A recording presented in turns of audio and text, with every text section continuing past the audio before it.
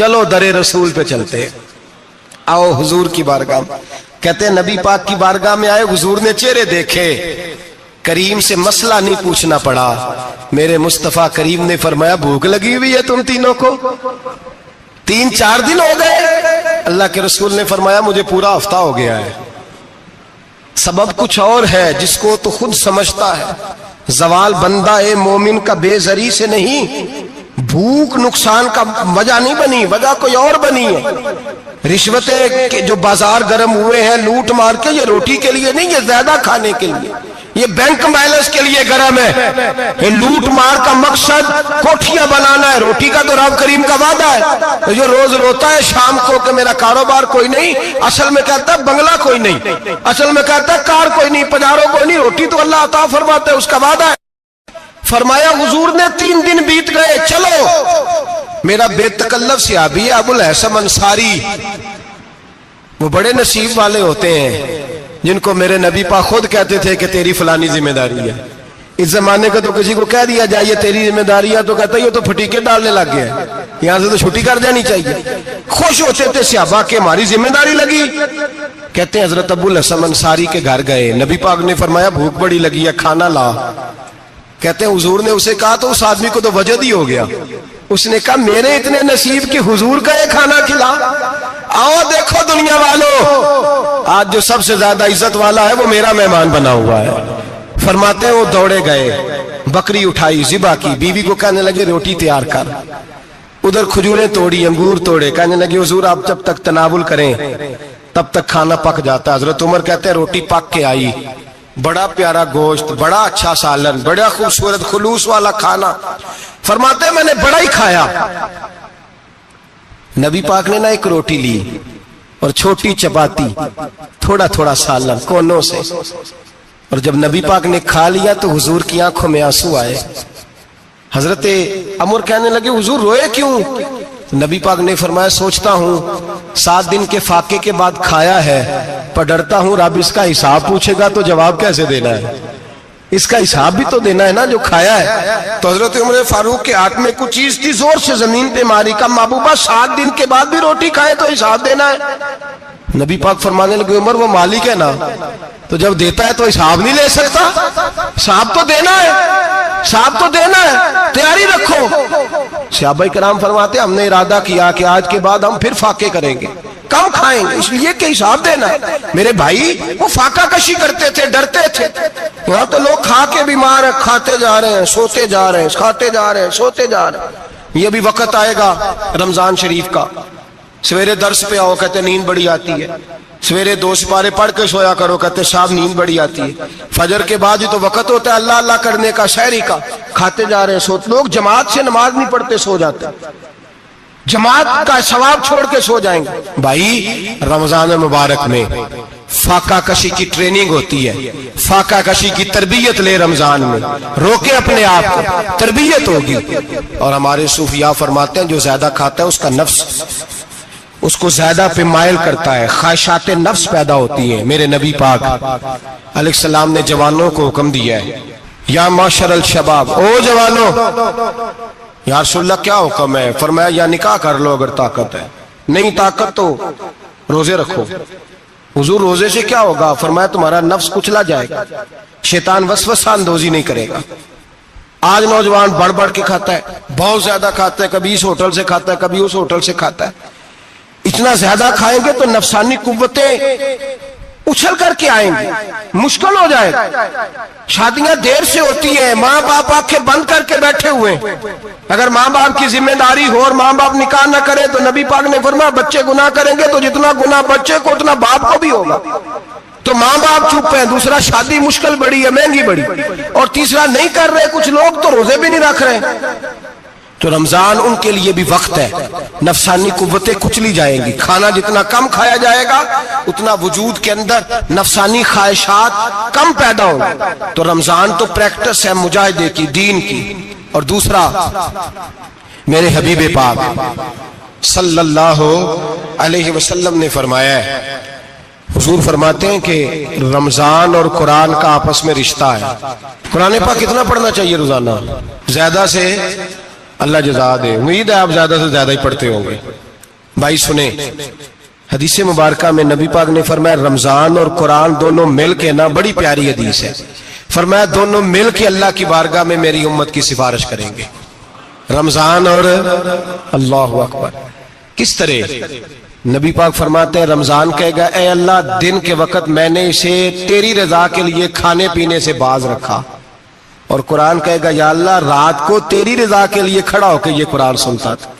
रमजान और कुरान दोनों सिफारिश करेंगे।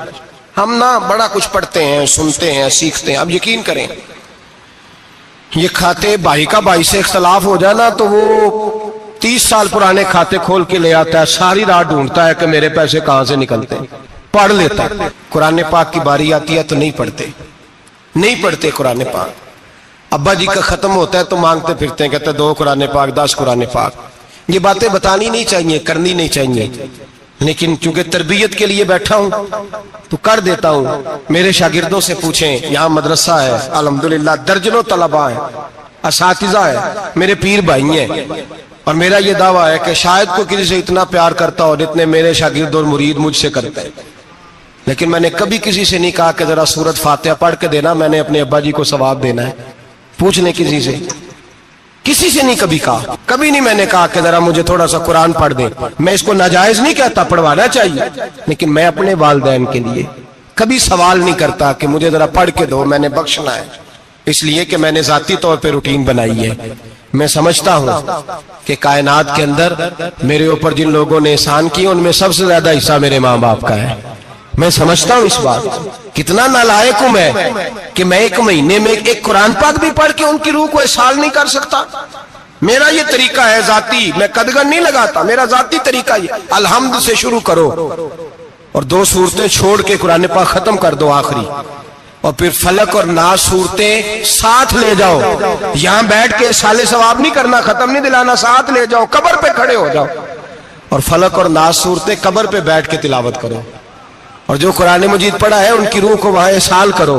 ओ भाई, औलाद जब माँ बाप के लिए पढ़ती है तो उसे कहना नहीं पड़ता अल्लाह बख्श दे, इसलिए कि औलाद की नेकियां खुद ब खुद माँ बाप के खाते में जमा होती हैं, खुद नेकियां जमा होती हैं। मेरे भाई, तू बच्चों से ये तो मुतालबा करता है कि बेटा इस साल रमजान मुबारक में मेरे लिए सत्तू जरूर बनाना, फलानी चटनी जरूर तैयार करना, ये क्यों नहीं कहता बीवी से कि डिशे कम बनाना? तू भी बैठ के कुरान पाक पढ़, मैं भी कुरान पाक पढ़ता हूँ। इधर आओ बेटा, यहाँ बैठ के तिलावत करो, मैं भी करता हूँ। बेटी इधर आओ, बैठ के कुरान पाक पढ़ो। कितना वक्त लगता है? हाफिज और कारी और उलमा अगर पढ़े तो 20-25 मिनट लगते हैं कुरान पाक का सिपारा पढ़ने, और अटक अटक के पढ़ने वाला भी पढ़े तो 1 घंटा लग जाएगा। और मेरे नबी पाक सल्लल्लाहु अलैहि वसल्लम ने फरमाया जो कुरान पढ़ते हुए अटकता है अल्लाह उसे डबल सवाब अता फरमाता है। फरमाया जो जुबानी पढ़े सिंगल सवाब, जो देख के पढ़े उसे डबल सवाब। हुजूर क्यों? फरमाया इसलिए कि मेरा कुरान देखने पे भी अल्लाह सवाब अता फरमाता है, कुरान देखने पे भी अल्लाह सवाब देता है, देखने का भी सवाब। रमजान शरीफ में कुरान पाक पढ़े, खोल के पढ़े। और मेरे भाई, अगर तेरा बच्चा पढ़े, अगर तेरी बेटी पढ़े, कायनात का खुश नसीब बाप वो है कि बेटा कुरान पढ़े, चाहे नाजरा ही पढ़े, जिसकी बेटी पढ़े। जिंदगी में इन्हें इस काम पे लगा जाओ, मरने के बाद भी पढ़ेंगे। इमाम जलालुद्दीन सुयूती शाफई रहमतुल्लाह अलैह फरमाते, हजरत ईसा कब्र के पास से गुजरे, कब्र पे अजाब हो रहा था, अल्लाह का गजब बरस रहा था। जनाब ईसा इस्तिगफार पढ़ते डरते गुजर गए। थोड़ी देर के बाद, चंद घंटों के बाद गुजरे तो उसी कब्र पे फूल खिले हुए थे, रहमत बरस रही थी। हजरत ईसा अलैहिस्सलाम अर्ज करने लगे, मौला तू बेनियाज है, मेरी ताकत नहीं तेरे कामों में बोलने की, पर अभी तो यहाँ अजाब हो रहा था, अभी रहमत बरस रही है। जनाब ईसा कहते हैं आवाज़े खुदाबंदी आई, ईसा बंदा बड़ा गुनाहगार था, पापी था, मुजरम था, खताकार था, लेकिन जब इसका इंतकाल हुआ, इसकी बीवी हामला थी, उसके पेट में बच्चा था, बच्चा इसके इंतकाल के बाद पैदा हुआ।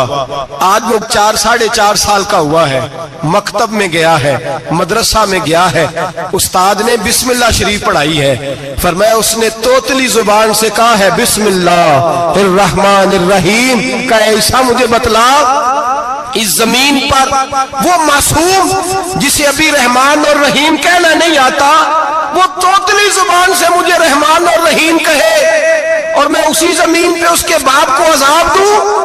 فرمایا اس نے ایک بار رحمان اور رحیم کہا ہے، میں نے اس کی باپ کی قبر کو نور سے معمور فرما دیا ہے، نور سے بھر دی ہے قبر، برکت سے بھر دی ہے۔ اللہ کرے میرے بیٹے بھی قرآن پڑھیں، اللہ کرے میری بیٹیاں بھی قرآن پڑھیں، اللہ کرے ہم سب کی اولادیں قرآن پاک پڑھیں۔ دیکھیں نا امام اعظم ابو حنیفہ رمضان میں 61 قرآن پاک پڑھتے تھے۔ کتنے؟ 60 ٹیک، اللہ اکبر۔ ایک قرآن پاک دن میں پڑھتے پورا، ایک رات کو پڑھتے، ایک تراویح میں پڑھتے، 61 قرآن پاک امام صاحب پڑھتے۔ آپ فرماتے میں نے چھوڑ دیے سارے وظیفے، میں صرف رسول اللہ کا قرآن پڑھتا ہوں۔ رمضان سارا قرآن پاک، سارا رمضان۔ اب تو عادت ہی نہیں رہی ہمیں قرآن پاک کی۔ اگر لوگ ناراض نہ ہو تو محفل نعت ہوتی ہے تو تلاوتیں کتنی ہوتی ہیں، اور نعتیں ہم نے ذوق ہی نہیں بنایا، ذوق ہی نہیں بنایا ہم نے تلاوت قرآن کا، اس لیے کہ قراء علماء فقراء ان کو ہم تیار ہی نہیں کر رہے، ہم تو ایکٹر پال رہے ہیں جو پیسے لیتے ہیں نعت خوانی کے، معاذ اللہ۔ او میرے بھائی، کیا قرآن میرے نبی کی نعت نہیں؟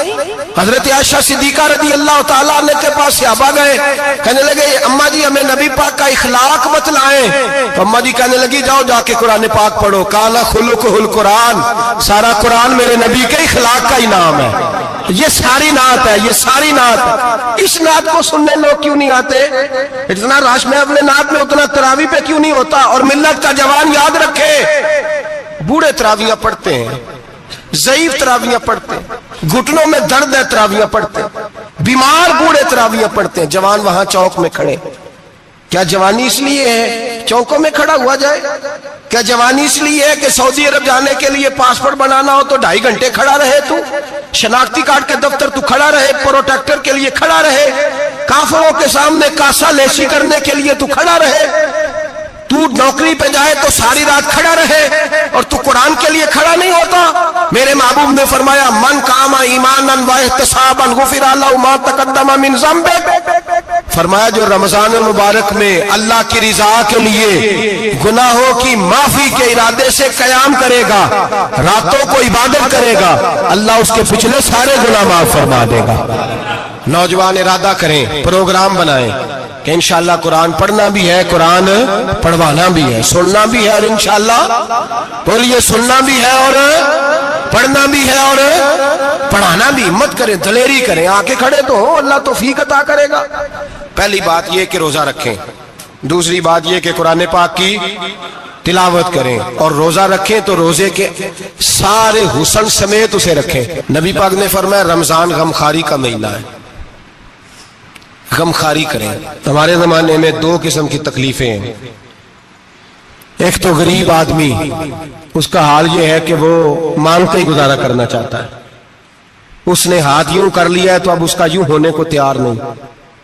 ضرورت اگر کسی آدمی کو کسی دروازے پہ لے جاتی ہے تو برا نہیں، لیکن سوال کا اپنے اوپر دروازہ کھول لینا یہ ٹھیک نہیں۔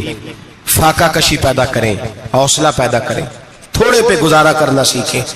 غریبوں کو بھی اجازت نہیں کہ وہ نکل کھڑے ہوں میدان میں مانگنے کے لیے، ٹولیاں نکلتی ہیں رمضان میں، جتھے نکلتے ہیں خیرات اکٹھی کرنے والے۔ بچیں، میرے نبی پاک صلی اللہ علیہ وسلم نے فرمایا جس نے بغیر ضرورت کے سوال کیا، جب قیامت کے دن آئے گا تو اس کے چہرے کے اوپر گوشت نہیں ہوگا، صرف ڈھانچہ ہی ہوگا۔ اتنی بھیانک صورت میں آئے، بغیر اشد ضرورت کے سوال نہ کر، کبھی سوال نہ کر۔ اور امیروں سے گزارش ہے کہ رمضان ہمدردی کا مہینہ ہے، ہمدردی کریں تو سامنے والے کی عزت کا بھی خیال کریں۔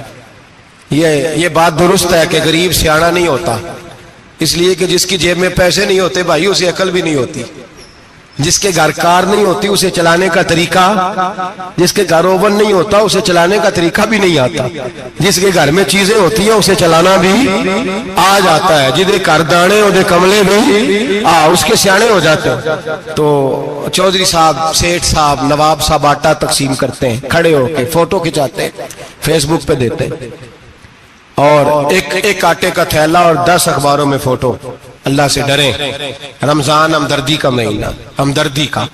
غریب کو دیں تو اس کی عزت کو رسوا نہ کریں، میرے نبی پاک علیہ السلام کے صحابی حضرت عبداللہ ابن عمر رضی اللہ تعالیٰ عنہ ڈھونڈ کے لاتے تھے مسکینوں کو، ڈھونڈ کے، اور جب لاتے تھے تو اپنے دسترخوان پر بٹھا کر اپنے ساتھ افطاری کرایا کرتے تھے.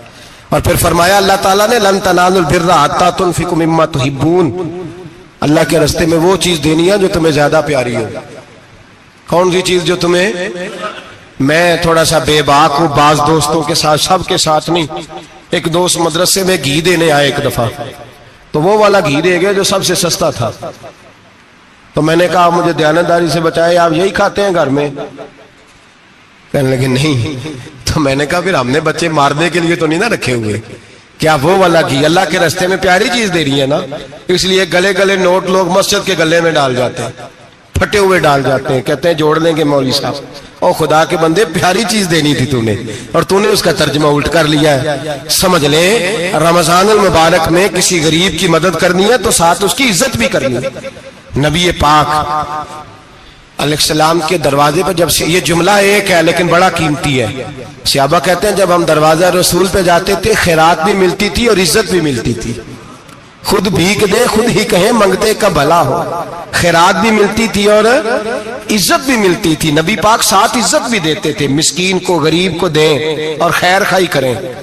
جوتے بیچنے والے جوتوں کے ریٹ سستے کریں، کپڑا بیچنے والے کپڑے کا ریٹ، درزی صاحب بھی ریٹ سستا کریں، دکاندار بھی چیزوں کا ریٹ، حکیم صاحب پیسے کم لیں، ڈاکٹر پیسے کم کریں، حکومت نرخوں میں کمی کرے، اور یہ کام اجتماعی طور پہ کریں. میرے نبی پاک نے فرمایا رمضان غمخواری کا مہینہ ہے، اس میں غمخواری کرنی ہے، دوسرے کا خیال کریں، احسار کریں، قربانی کریں. یہاں ہر چیز کا ریٹ بڑھ جاتا ہے رمضان شریف میں. ہر آدمی کہتا ہے میرا سیزن آ گیا ہے، توجہ بڑھائیں، خیال کریں، غمخواری کا مہینہ ہے. اور پھر آپ لوگوں سے یہ بھی گزارش ہے کہ رمضان المبارک کا جب مہینہ آئے تو جس آدمی کے ساتھ نیکی کرنی ہے وقت پہ کریں. کسی غریب کو پیسے دینے ہیں، کپڑے دینے ہیں تو یکم رمضان کو دیں. میں اکثر دوستوں سے پوچھتا ہوں، میں کہتا ہوں قاری صاحب نو جوڑا کدو دیندے ہو؟ کہندے ستیویں والے دن.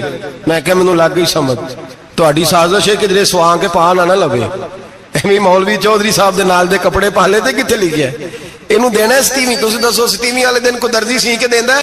انہوں 3 گنا بھی پیسے دئیے تو کہندہ ہے جیڑے باقی نے انہاں دے نہیں بٹن پہ لگ دے میرے کو کتھوں جوڑا سی کے. تو کس دن دیتے ہو قاری صاحب کو؟ کیا مقصد ہے؟ پہننے کے لیے دے رہے ہو یا اس لیے دے رہے ہو کہ نہ پہن سکے؟ تو بھائی آپ جب کسی کو کچھ چیز دیں گے تو کب دیں گے؟ جب وہ استعمال کر سکے. غریب کو لوگ فطرانہ دینے جاتے ہیں عید سے 1 دن پہلے، تو کیا کرے گا اس کا؟ وہ نہ تو کپڑے خرید سکا نہ روٹی لا سکا. بلکہ میرے حضرت صاحب فرماتے ہیں رمضان سے پہلے دے دو، رمضان کی نیت کر کے رمضان سے 1-2 دن پہلے دے دو، اللہ رمضان جتنا ثواب ہی عطا فرمائے گا. رمضان سے پہلے دو جس کو کچھ ہے دن، قبل از وقت تیاری کرو.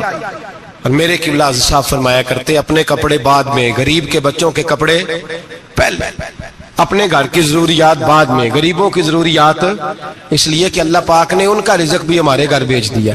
ہماری ڈیوٹی لگائی ہے کہ تم نے بانٹنا، بانٹنے والے بنو. اور یہ ذہن بنائے کہ پتہ نہیں کس کا حصہ تھا جو اللہ نے میرے گھر بھیجا. یہ ذہن بنا کے بانٹ.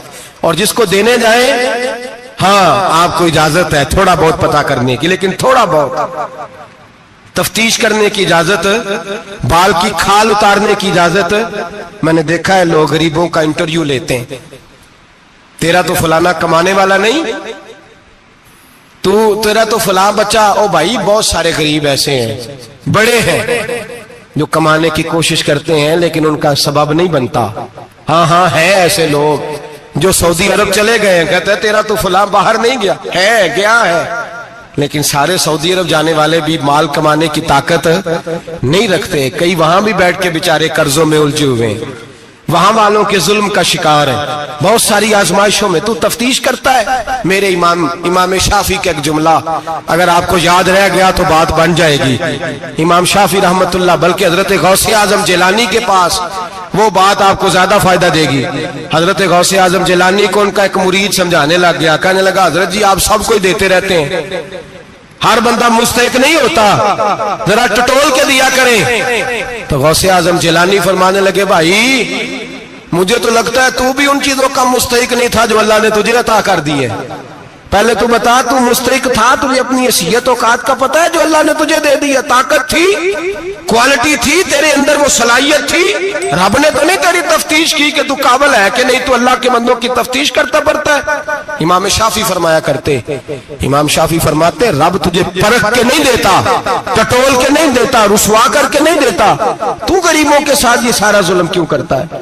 बस पता चल गया वो जरूरतमंद है तो दे, इसलिए कि अजर तुझे गरीब ने नहीं देना, अजर अल्लाह ने देना है। और अल्लाह अजर अमल पे नहीं देता, अल्लाह तो नियत पे अजर अता फरमाता है। तो नियत देख तेरी किस तरह की। तो मेरे भाई गरीब को दे, कबल अज वक़्त दे।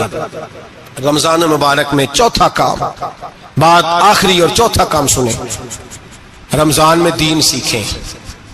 शैतान कैद होता है ज्यादा से ज्यादा, और जब आदमियों का पेट खाली होता है ना तो ज़हन जो होता है ना वो भी उसका फ्रेश होता है। उसमें कोशिश करें दीन सीखने की। मेरे नबी करीम सल्लल्लाहु अलैहि वसल्लम ने इस दीन को इल्म का दीन करार दिया है, शऊर का दीन करार दिया है, फहम का दीन करार दिया। नबी पाक सल्लल्लाहु अलैहि वसल्लम ने फरमाया एक इबादत करने वाला इशा के बाद खड़ा हो और फजर तक नमाज पढ़ता रहे, एक आलिम दीन इशा पढ़ के सो जाए, उठ के फजर पढ़ ले, तो वो 70 इबादत करने वालों का दर्जा ज्यादा नहीं, आलिम का दर्जा फिर भी ज्यादा है। उस आलिम दीन का दर्जा ज्यादा है, इसलिए कि वो लोगों को आगाही देता है, शऊर बख्शता है। ये दीन जो है ये, और नबी पाक सल्लल्लाहु अलैहि वसल्लम ने फरमाया इबादत करने वाले पर आलिम का दर्जा उतना ही ज्यादा है जितना मेरा दर्जा अपने गुलामों पर ज्यादा है। आलिम को हुजूर ने इतना बड़ा मकाम दिया। दीन सीखें, शऊर हासिल करें, ये फकाहत का दीन है, शऊर हासिल करने का दीन है। और नबी पाक सल्लल्लाहु अलैहि वसल्लम ने फरमाया दीन की एक बात सीख लेना 1000 नफल पढ़ने से ज्यादा दर्जा रखती है। दीन की एक बात सीख लेना 1000 जनाजे में शिरकत से ज्यादा दर्जा रखती। दीन की एक बात सीख लेना, मेरे नबी पाक सल्लल्लाहु ताला अलैहि वसल्लम इरशाद फरमाते 1000 मरीज की इयादत करने से ज्यादा दर्जा रखती। फरमाया जिसने रात के एक लम्हे में दीन की एक बात सीखी, अल्लाह उसे सारी रात इबादत करने से ज्यादा सवाब अता फरमाएगा। मेरे ऐसा फरमाया करते जब सीखने वाले को ये सवाब मिलेगा तो बताइए सिखाने वाले को कितना सवाब मिले, उसे अल्लाह कितना दर्द। रमजान आ रहा है, शैतान कैद है, दीन फैलाने की कोशिश करें, जद्दोजहद करें। बड़ी नींद आती है फजर पढ़ के, लेकिन अगर किसी का इरादा बन जाए कि दीन सीखना भी है और दीन बच्चों को, तो फिर कोई नींद गलबा। एक मिसाल एक आलिम ने समझाई, कोई बुजुर्ग थे दरवेश आलिम, उनके पास एक औरत आई, कहने लगी मैं बच्चों को सवेरे बड़ा जगाती हूँ, बच्चे जागते नहीं नमाज के लिए। बड़ा अजीब जवाब दिया बुजुर्गों ने, दरवेश ने, आलिम ने। कहने लगे बीबी क्यों नहीं जागते, जगाया कर, बेदार किया कर, उठाया कर। कहने लगी बड़ी जद्दोजहद करती हूँ, उठते नहीं, बेदार नहीं होते। अल्लाह वाले थे ना। कहने लगे ये बता अगर उस कमरे में आग लग जाए तो फिर बच्चों को कैसे बेदार करेगी, आग से बचाने के लिए क्या करेगी? फिर तो बालों से पकड़ भी घसीटना पड़ा तो घसीट के कमरे से लाऊंगी, फिर तो चोटें लगती हैं तो लग जाए, फिर मैं परवाह नहीं करूंगी।